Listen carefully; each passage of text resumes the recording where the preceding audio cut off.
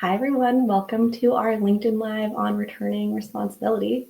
It's one of my favorite new phrases that I've learned recently from Amelia. So I'm super excited to be here with her to talk more about what that means and how it can help you in work and at home.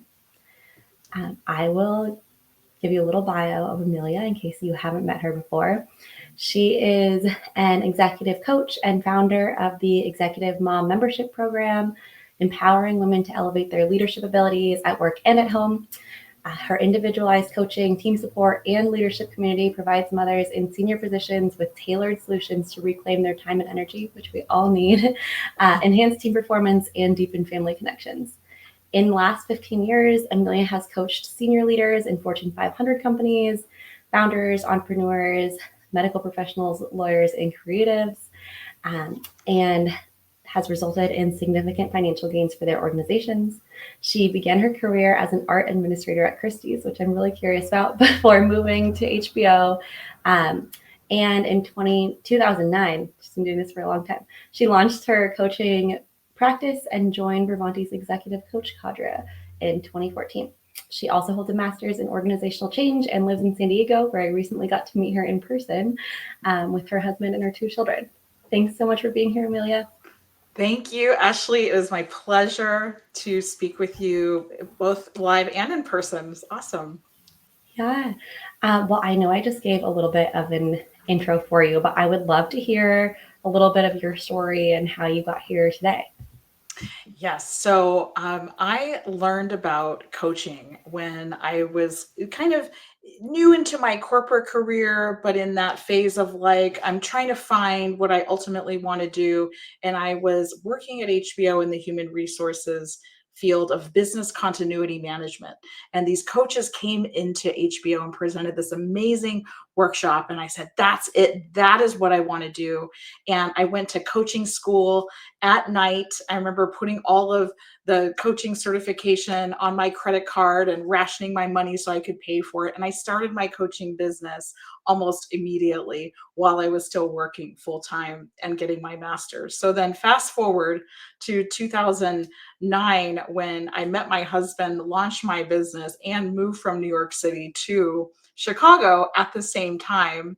It was such a huge life transition, but that was really the beginning because I realized at the time that people needed coaching, but people needed, more importantly, they needed ways to talk to people who were in senior positions. I had been working with executives and coaching them without realizing that I was coaching. So once I was trained, once I found out who were my people, which at the time were millennial leaders, and that was like a very big deal, like, ooh, millennial leaders. And now millennials are the bosses in a lot of cases. So yeah, that's kind of my background. I love it. And I know that we made you abbreviate the name on here because it was too long for our header. But can you tell us what Empower stands for? Yes, Empower stands for the Executive Mom Membership Program, which I created in 2022 when I saw that there was a gap. And the gap was that more and more women were advancing in the workplace, and more of those women were having children. The issue was that there were leadership programs, and then there was like parenting advice, and none of it addressed the woman as a whole person. So being a mother and a leader require really specific skill sets, both emotionally, tactically, but there was nothing that was bringing it together. So I created that for the women in senior leadership who want to be the best of themselves at home and with their teams, and giving them the tools and skills, and most importantly, community of other women who get it, because so many women in this position of leadership were isolated from other mothers. They were getting advice from people who were stay-at-home moms, or they were getting kind of like bro-tastic leadership uh, strategies from people who didn't have children, and that was also not helpful. So we wanted to solve isolation, and that's why I created Empower. I love it. And I think it sounds like just a magical community from everything that I've heard. And I also think it's super interesting on the organizational side. It sounds like you saw something similar to what I've seen, where a lot of our leaders a lot of people are having kids later in their life in general. So they're having kids in like their late 20s or mid 30s. And maybe 30 years ago or 40 years ago, people would have kids much earlier in life. And so they weren't necessarily in these leadership positions in organizations. But now a lot of people are getting to those leadership positions before having kids. And so they're kind of balancing these really intense roles at work with also like the most intense time of parenting when they have like a toddler running around and stuff like that. So I'm sure that what you are offering there is just so unique and valuable. Yes. Well, it really was for me trying to navigate my own career as a mom. You know, as I said, I joined an executive coaches cadre when I was young. I was in my mid 30s and I had a 2-year-old, and I was working so hard at trying to be in both places at once. I would race to downtown Chicago to meet with an executive and then come back in time for pickup at the playground, and you know, changing from heels to sneakers and all that kind of stuff that moms just magically do. They just do it. They don't think about it. But we look at our roles as subtractive often, like I'm taking away one from the other. That's how it feels. And so the Empower experience is designed to amplify both. That you being an amazing mother, an amazing leader is the same thing. And that's a lot of like mindset shift. And that's a lot of this concept of returning responsibility kind of gave birth through that personal experience of trying to figure out how in the world do we do this. Yeah. And I think you might have just mentioned it, but how do you think about what success looks like for your clients? Success for my clients is getting tactical time back, but it's also emotionally unloading this weight that often women who are in senior leadership and our mothers carry. We carry the responsibility for everyone's success and happiness.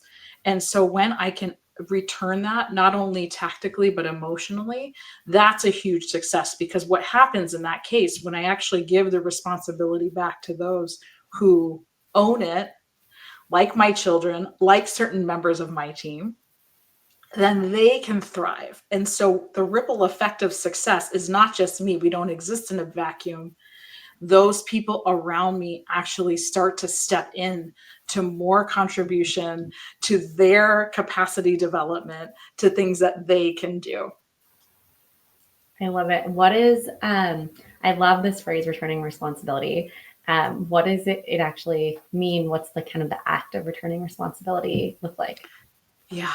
And that's a really important question. So a lot of times women in senior leadership, moms are as well, are say, well, you just have to kind of like, you have to productivity hack this. You need to get better systems. You need better time management. It's all this like fixing.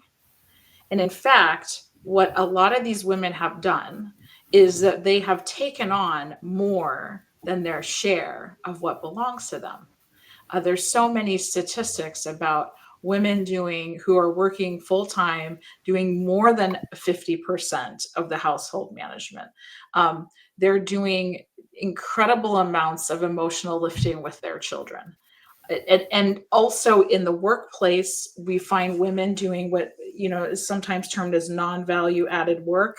Unfortunately, I don't like that term, because a lot of that falls into the culture building, like Yeah. like actually what it feels like to be in a space with a team. So we need to value the load that we're carrying first and foremost. We need to understand what that is. And then we have to look at it objectively and say, how much of this do I really own? Have I taken on more than what is mine to own? And Mm-hmm. then the mindset of how we actually give the responsibility back to those that we have perhaps taken it from, or we've absorbed it from, or just in living in the atmosphere of the environment that we're in. It's obviously, we don't live in an equitable world for women. We don't. But we need to understand that effect on us and our mentality, and stop putting all the pressure on us to like somehow make it all magically work. Yeah. I see that from so many of the families we work with, where they come to us in a really overwhelmed state and they're kind of like, I need help I have to do all of these things. And um, we love to help them do the things that are important to them. But also, I think there's a really important mindset shift of just realizing what brings value to you or brings value to your family that you need to do versus what maybe someone else can do or someone else can have responsibility for. Yes. And the wonderful part about working with Sundays with an executive assistant or anyone you've contracted in the world to give you help is that now you actually have to delineate what are the things you need help with and Yeah. what do you expect from those things. And that goes, those basic skills, these are like basic management 101 skills. It's very interesting how when it comes to a home context, women who are incredibly senior in their leadership act as if they doesn't exist when it comes to their home context. Like, well, my kids won't do it, or my husband won't, blah. And I think, well, I empathize completely and have been, all right, I'll just do it because it has to happen. It has to occur. These things need to be done. There is a cost. And I would imagine when people come to you, they are coming to you realizing the cost is too great for me Yeah. to hold on to all of these things. Yeah. It's very true. How do you think about the similarities between leading a team and running a family, and maybe how people think about their responsibility in both of those situations? So I've found there are a lot of overlaps between motherhood and leadership, and we can say parenthood too. Include all different kinds of parents who have children. I see, first and foremost, there's a high level of emotional intelligence required, being in tune with the wants and needs of other people, because when you are, you can actually inspire and motivate them to a desired outcome. And as a leader, there is a goal and we need to get there. And you can be the kind of leader who really controls everything and browbeats everybody down to the finish line. And you can be that kind of parent at home too. And I've been both. I've been all of those things. And a lot of the women that I work with, being very high achieving, very successful, like, well, that's just what it takes. That's what it takes. But actually, what they see around them is that the people around them are not doing well in that system. They are not actually thriving. They're not getting fully their needs met, and they're not taking on what they could. Because I think, especially at home, when we do things that other people can do for themselves, we create a disempowering system. We create a dependency. And that is not good for the leader or the person who is being the recipient of the help. That dynamic happens quite often at work as well, where a direct report will overly rely on the leader to provide direction, feedback, guidance, like, help me think through this, like, just so many touch points, that in fact it's like the responsibility for all of it still then lies mentally on that leader. So when we return the responsibility appropriately, whether it's like your 2-year-old putting its shoes back, his or her shoes back in the box, or it's one of your direct reports who continually comes to you to outsource parts of their jobs back to you, those are wonderful areas where if you can identify and say, that part doesn't belong to me. How can I empower that person? How can I work with them? And then be really, really clear on, this is it. Like, this doesn't belong to me. You're going to do this. And I think that's like where we all get stuck as parents. We're like, we're trying to get out the door, or we're trying to do this thing, and the kid won't do it. And I'm running out of time. And so I'll just. And that happens at work too. So when we Yeah. start to see how we behave the same, it's very interesting. Do you have any? I guess it seems like there's maybe a couple of steps. It's like recognizing that you are doing that and you're accepting the responsibility back. But then do you have any kind of like go-to phrases or just like ways to process in your mind and kind of send the responsibility back to that person? Yes, yes. Um, one of the one of the things I teach clients in the returning responsibility work is a concept called standing your ground, and that starts within you.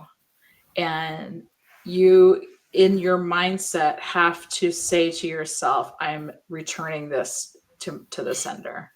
I'm Mhm. returning this to sender. And when I talk to whoever it is that I'm trying to return it to, I need to have an important conversation with them that's not in the heat of the moment. And so in my Empower cohort, we actually go through all different kinds of scripts and scenarios by which you can utilize returning responsibility. I think one of the biggest ones is identifying the data. Hey, so and so, the data is I've been doing this. Mhm. I am now going to transfer this to you. I am giving this back to you. I know you can do it. I know it might be hard. I know you may not like it, but it's like this is what's going to happen. And there's going to be a lot of resistance. So standing your ground allows you to prepare for resistance. So you have to be really grounded in what actually belongs to you so you don't take it on back. Yeah. Yeah, I love that. That's so important and such a good reminder. I mentioned when we talked last time that something I've been trying to learn to do over the last few months is really not do everything myself and Mhm. give some things to my team. And then also to trust them to have responsibility, but give myself ways to kind of know that things are still happening Yes. without taking it back when I get worried about it. So I I love that concept of standing your ground. That's so valuable.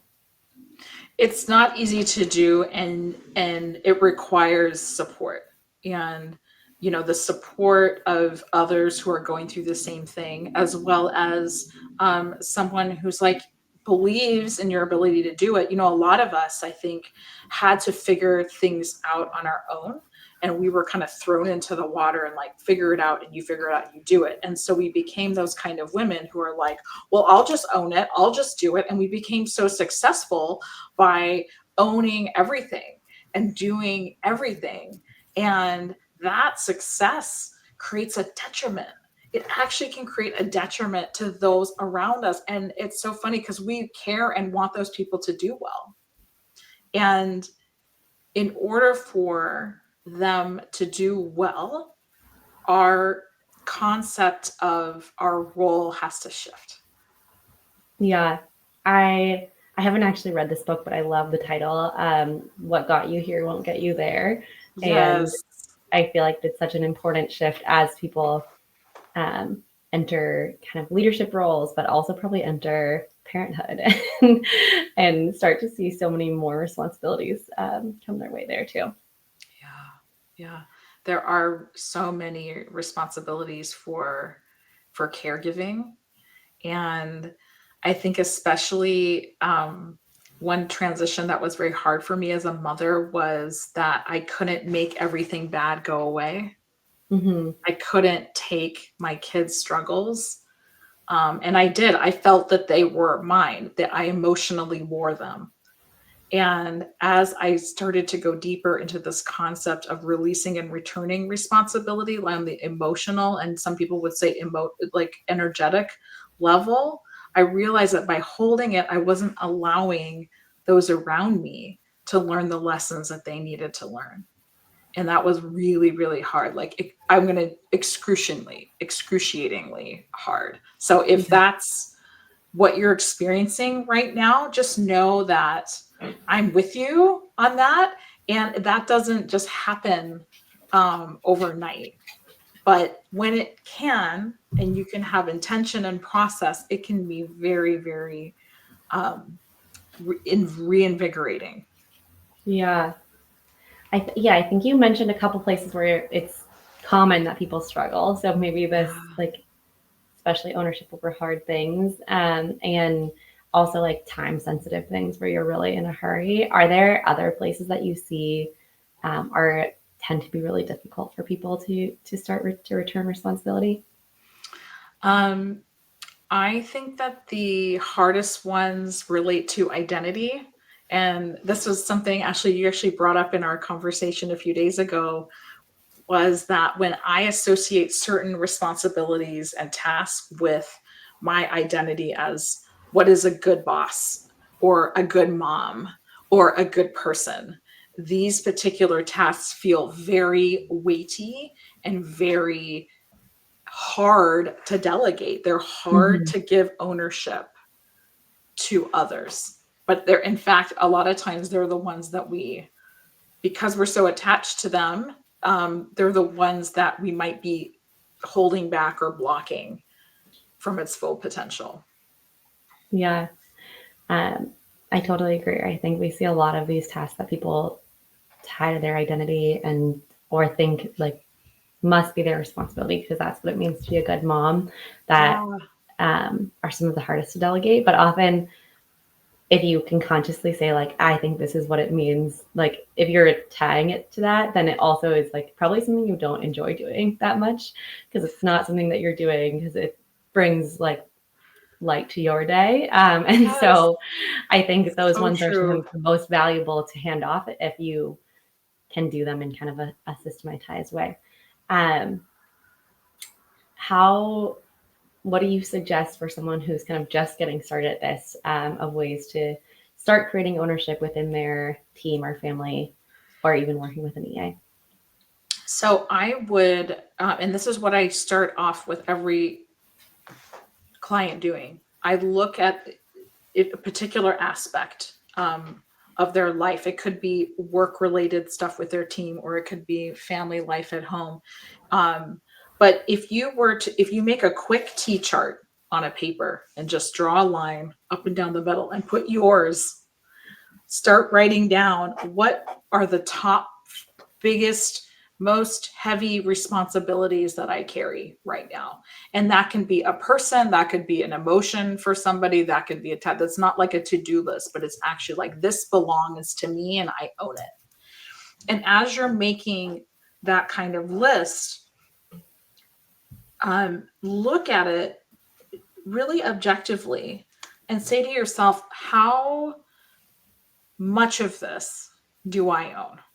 What is actually the percentage that I own?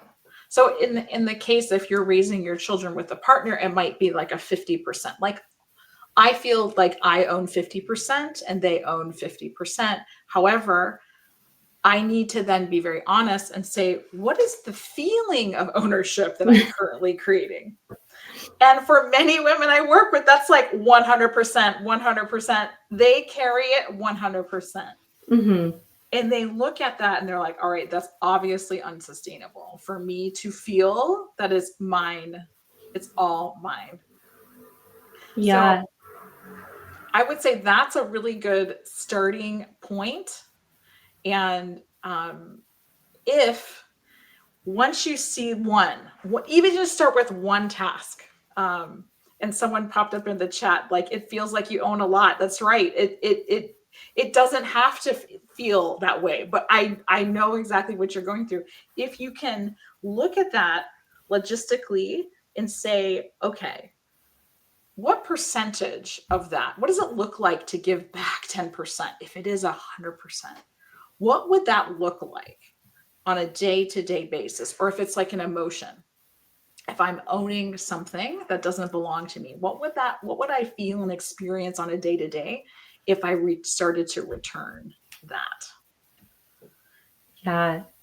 Do you have a favorite first task that people can delegate? Like if you, that's just kind of like the one thing that gets them started on it. I would say, where is your pain? Where are you in the Mm-hmm. most pain? Because pain is so awesome, because pain is a motivator.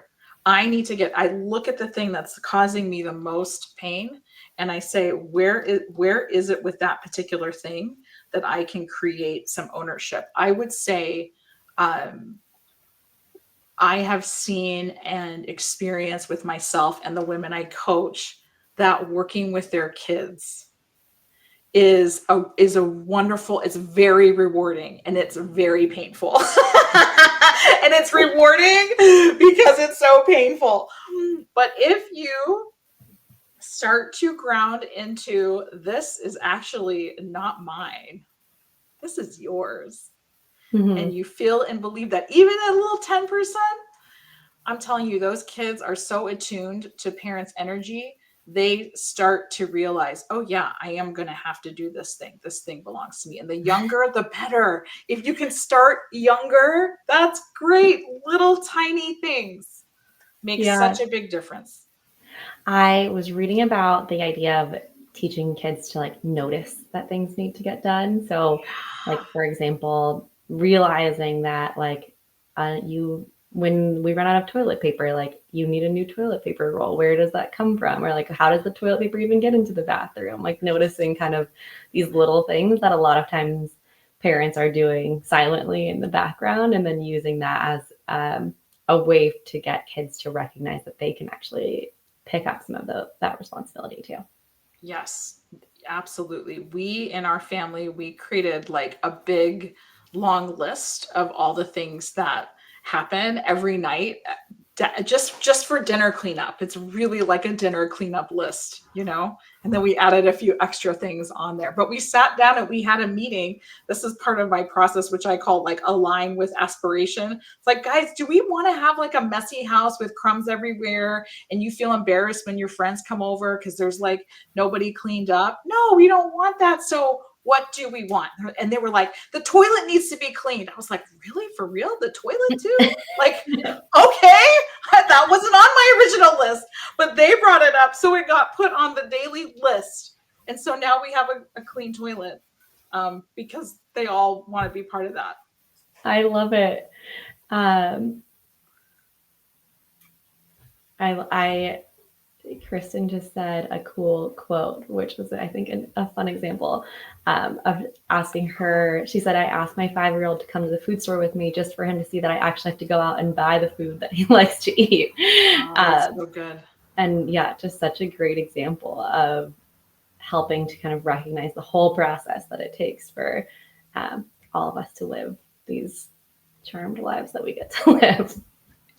Absolutely. And especially I think as a partner, when let's say you're co-parenting and you don't have someone in the house with you, and you have other people that are helping you, or even other services in that you're providing, just having your kids be aware of what it takes to make that happen, like Kristen, like as you said, it opens their awareness. And I actually think, especially as children are growing up, that they get a lot of positive feeling when they can do something, when they can actually contribution and self-efficacy. It's like, how can I do things? That's been a studied factor in a lot of parenting research that shows when kids can do and contribute, they feel good about themselves, even better than like when we do stuff for them, which I think is the hardest thing, because when they're young, we're doing a lot of care Mm-hmm. in that time. Okay, I love your dinner kind of checklist or dinner cleanup. What are other systems that work well for you personally, or that you've seen work for other clients? Mhm. Um, I really love the idea of templates and checklists. And Ashley, you have so many wonderful checklists at Sundays. I just have to give a shout out to Sundays. These are all the checklists that we make and reuse. And I think some really, really awesome, especially some moms who are operational leaders. They are like, they have their whole task on like their whole household on a spreadsheet. I mean, there is some strong operationalization that can happen. Um, my favorite systems, I have to be very honest, are the ones that I don't have to own. So if I can give help, if I can be in true coach mode, and for example, like, um, I work with a virtual assistant, and there's a lot of times where I'm trying to delegate and hand off. And as all of you know, when you've delegated, you still feel like you own it. You still feel like you have to come back at at certain checkpoints because it's yours ultimately, and the person is doing it for you.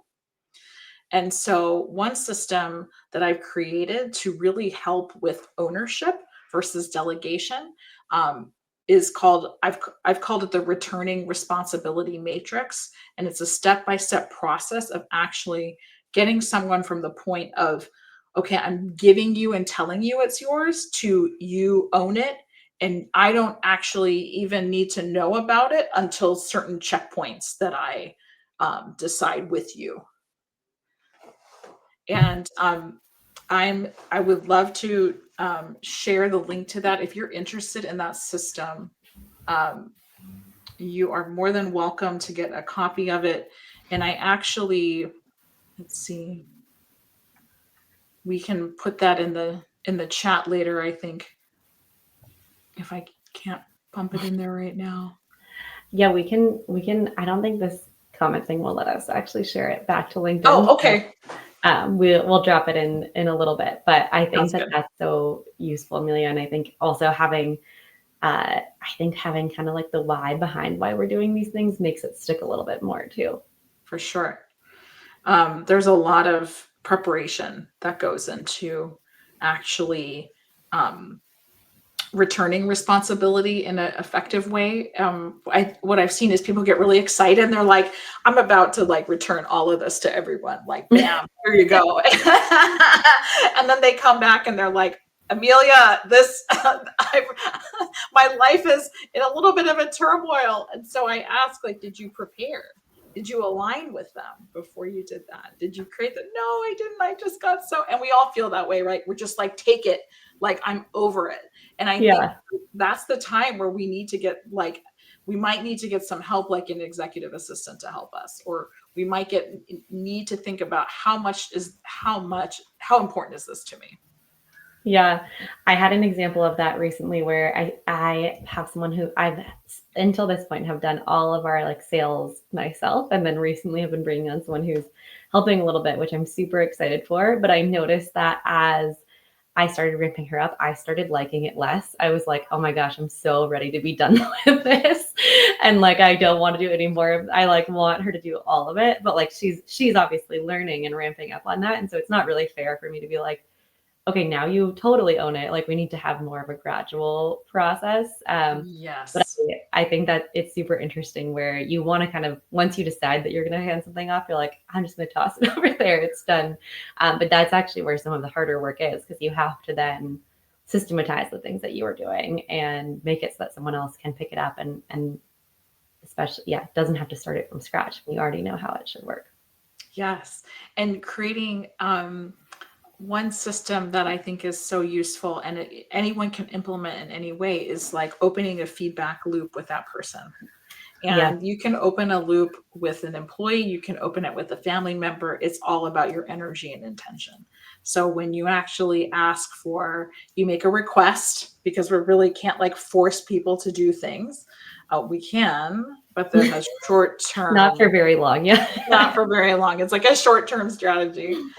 You can say to them, hey, is it all right at X time we check back on this?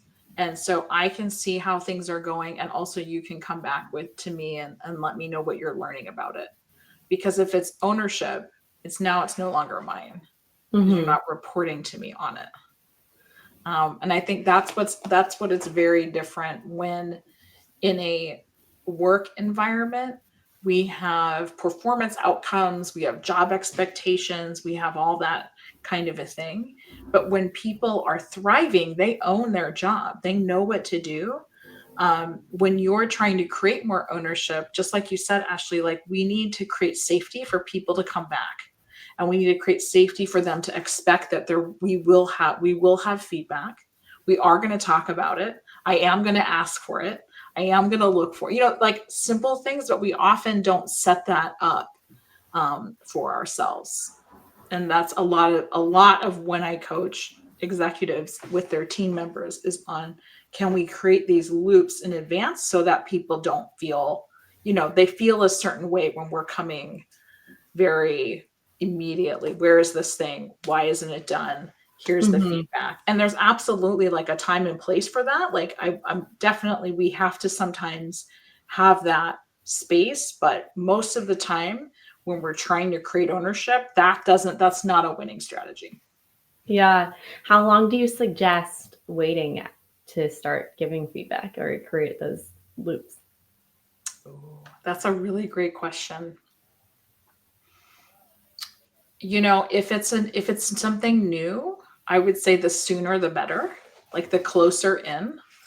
Um, if you are doing something, I think the example that a lot of women in my community have shared is, especially at home, when there are things they have owned for a really, really long time. And Hmm. it's a shift for the whole household to collectively own. They have found it really helpful to have those checkpoints, but they also make it really joyful. Like, so they combine it with something the family wants to do, like brunch, you know? They make it fun and rewarding with like stickers. So they bring important elements of their values into that system, which that's sometimes like ignored at work. It's like, oh, I just need to give you the feedback and I'm just going to do it and whatever. And I'm not thinking about what am I, the environment that I'm creating in this. And the environment starts within us. It doesn't have to mean brunch or stickers, you know? Um, we, when we start to see ourselves as these creator of environments, versus the owner and executor of all the things, that's also a big transformation in some of the outcomes that I've seen. I love that. What are some of the things to look for to decide if someone is ready to receive greater responsibility and ready to take ownership over that?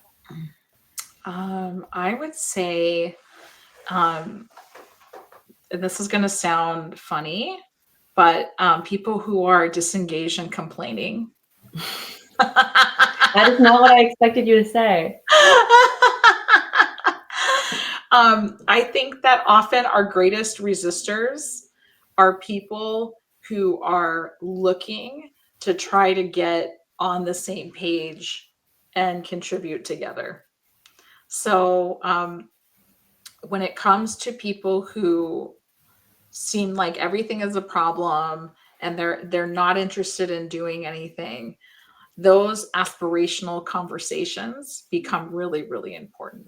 And I'll tell you an example from my own personal life. So with myself and my husband, we had to actually, in order to have constructive conversations about our parenting and our household, like any good leadership team, we had to make an offsite. We had to leave our environment, leave the kids with my parents or a babysitter, and we had to go and get out of our day to day and actually talk to each other about what do we want from our partnership and in our household. And why do leaders spend enormous amounts of time and energy taking their team offsite to a place to all get aligned around a certain goal? It works. And we need Yeah. to be away from that environment. But we often don't do that. We don't give that same weight to the home life that we would. And I stopped thinking about that my husband was another person to delegate stuff that belonged to me. And I started to refer to us as the leadership team. And he was my chief operating officer. And so we need to go have an offsite. And it really, it helped so much. And he was so much happier. Are you kidding? He did not like being like given, it wasn't, it's the women on this call, if you are hearing this, you know exactly what I'm talking about. This dynamic exists.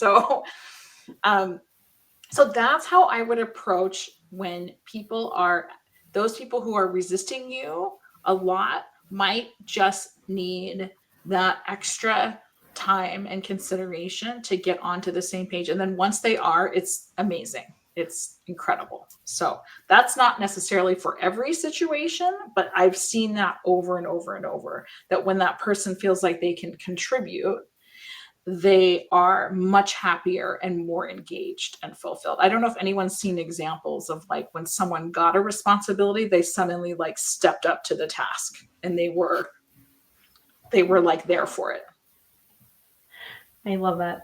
I think that's so interesting because I think we often will like shy away from harder situations or people who are unhappy, but Yeah. I think that actually choosing to engage those people sounds really powerful.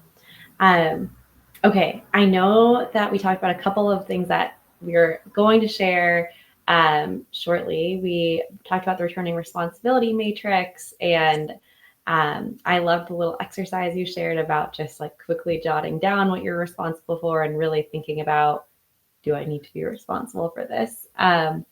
I would love to hear about anything else exciting coming up for you, Amelia. Yes, well, I'm really excited. January 2025, I am launching the Empower Level Up cohort, and this is all of the best tools, techniques, information that I've used with Fortune 500 executives packed into a 6-week group cohort to give you the the the mindset, to give you the tools, and to give you the support you need to level up. Now, a lot of times level up is this phrase that's tossed around a lot, but I want you to not only level up but level out. And we're thrilled to have a collaboration with Ashley and with Sundays, in which we're bundling specialized executive assistant hours into the cohort themselves. So not only will you receive this amazing squad of women, but you are also going to be able to work with an executive assistant during the cohort to help you get more time back, more energy back for what's the thing that's most important to you right now. And most importantly, you're going to be in the company of women who get it, women who are leading like you and are also parenting like you. It's going to be so exciting. So if you want more information, we'll post the links later on. But that is what's happening in 2025. And for those of you who want to know more, there will be in the returning responsibility matrix, there will be a way for you to get the not only the matrix but also a debrief. So I'm offering a responsibility debrief to give you some personalized strategies, and that's completely free of charge. So it just gives you more opportunity to learn about this and learn if working together is a fit. But I'm thrilled to have had the chance to speak with you today, and looking forward to hearing more how these tools are working for you. I'm so excited. I'm going to be using these actively myself. I just posted a comment. It should be a little bit cleaner looking in LinkedIn, but um, I think the returning responsibility matrix is so powerful, and we are so excited to be doing the Empower cohort with you, Amelia, and get a chance to work with some of the amazing parents and executives that you support too. Thank you. Yes, it's been an honor, and look forward to hearing your thoughts, any feedback, questions, concerns, anything. Just hit me up in the DMs. And thank you so much, Ashley, for having me. Yeah, thank you. I think we'll say goodbye for now. So thanks Sounds everyone for being good. here with us. Thank Bye. you. Take care.